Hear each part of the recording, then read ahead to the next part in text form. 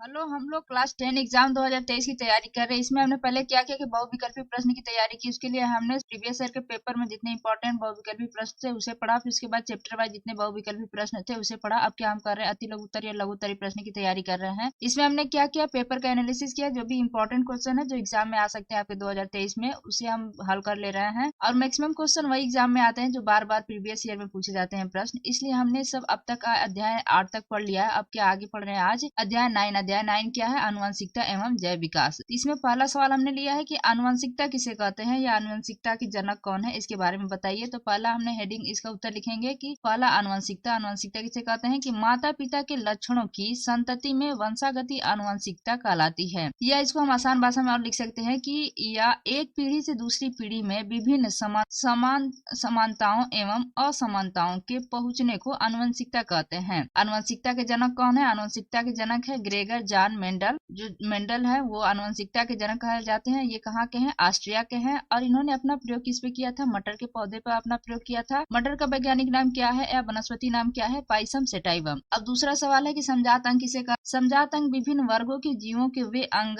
जो कि संरचना और विकास में समान हो लेकिन भिन्न भिन्न कार्य करते हैं, वो समजात अंग कहलाते हैं। तो मतलब समजात अंग वे अंग हैं जो संरचना और विकास में समान है लेकिन कार्य जो है इनका भिन्न भिन्न होता है, इसलिए ये क्या कहलाते हैं? समजात अंग कहलाते हैं। इसका उदाहरण क्या होगा? उदाहरण है मेढक के अग्रपाद, पक्षियों के पंख और मनुष्य के हाथ। ये क्या है? समजात अंग के उदाहरण है। अब आते हैं समरूप अंग किसे कहते हैं? समरूप को समवृत्तीय अंग भी कहते हैं। समरूप अंग या समवृत्तीय अंग अगर पूछ दे तो दोनों एक ही है, आप इसको लिख सकते हैं। तो इसे हम कैसे कह सकते हैं कि समरूप अंग वे हैं जो संरचना और विकास में एक दूसरे से भिन्न होते हैं परंतु उनका कार्य जो है समान होता है, उनका आकार देखने में समान प्रतीत होता है, वे क्या कहलाते हैं? समरूप अंग कहलाते हैं। तो ये देखिए, आपको समजात अंग अगर याद है तो समरूप अंग भी उसके सीधे विपरीत है। देखिए समजात में क्या है कि संरचना और विकास समान है। इसमें क्या दिया है कि संरचना और विकास एक दूसरे से भिन्न है, लेकिन इसमें क्या दिया है कि कार्य जो है भिन्न भिन्न है, लेकिन इसमें क्या दिया है? कार्य समान है। तो इसका जो है समजात अगर याद है, समजात के उल्टा सीधा क्या है? उल्टा है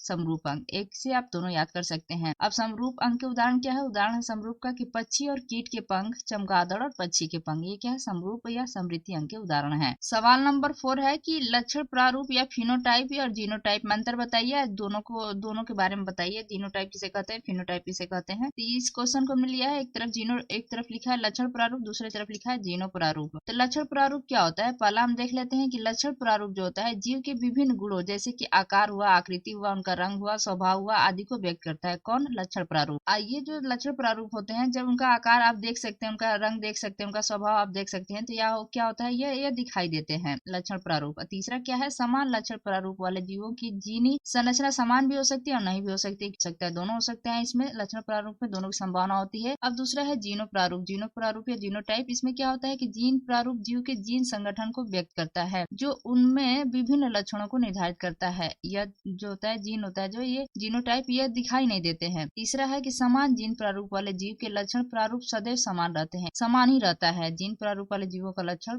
प्रारूप जो होता है सदैव समान होता है। अब सवाल नंबर 5 है, मेंडल का क्या था? एक संकर संकरण है, दूसरा है द्विसंकर संकरण के बारे में पूछा है। तो मेंडल ने पहला एक संकर संकरण और द्विसंकर संकरण में जिसका प्रयोग किया था उसके बारे में हम देख लेते हैं। तो एक संकर संकरण में मेंडल ने क्या किया था कि मेंडल ने अपने प्रयोगों में एक समय में केवल एक तुलनात्मक आनुवंशिक लक्षण की वंशागति का अध्ययन किया। इसे एक संकर संकरण कहते हैं। इसमें क्या है? एक तुलनात्मक आनुवंशिकी। क्या याद करना है आप? एक तुलनात्मक आनुवंशिकी, जैसे कि लाल पुष्प वाले पादप तथा सफेद पुष्प वाले पादों के मध्य संकरण, चाहे लंबा और बौने पौधे के बीच में जो संकरण करवाए थे वो है। दूसरा है द्विसंकर संकरण। क्या होता है कि जब दो तुलनात्मक आनुवंशिक लक्षणों को ध्यान में रखकर संकरण कराया जाता है तो इसे द्विसंकर संकरण कहते हैं। इसमें क्या दिया है? द्विसंकर मतलब कि दो तुलनात्मक आनुवंशिकी। मतलब आप याद कर सकते हैं, एक संकर हुआ तो एक तुलनात्मक आनुवंशिकी और द्विसंकर हुआ तो दो तुलनात्मक आनुवंशिकी के बीच में क्या करवाया जा रहा है? संकरण करवाया जा रहा है। तो द्वितुलनात्मक आनुवंशिक लक्षण जैसे कि गोल और पीले जो बीज वाले जो पौधे थे, गोल और पीले बीज वाले पहला था पौधा कौन था? गोल और पीले बीज वाला पौधा था। दूसरा था हरे और झुर्रीदार बीज वाले पौधे के बीच में संकरण करवाया जा रहा है। इस मतलब कि दो तुलनात्मक आनुवंशिक लक्षण, इसका हरा झुर्रीदार दो। इनका मेंडल का पहला नियम क्या था? प्रभावता का नियम है। एक विस्तृत प्रश्न जो है उसके लिए पढ़ेंगे उसके अलग से। सवाल नंबर 6 क्या है कि जीवाश्म आर्कियोप्टेरिक्स के बारे में हमें बताना है कि जीवाश्म आर्कियोप्टेरिक्स का महत्व क्या है। तो आर्कियोप्टेरिक्स जो है वो सरीसृप और पक्षियों के बीच की एक कड़ी है क्योंकि यह दोनों के गुणों को दर्शाता है। कौन? Archaeopteryx. Thank you for watching. Please like and subscribe my channel.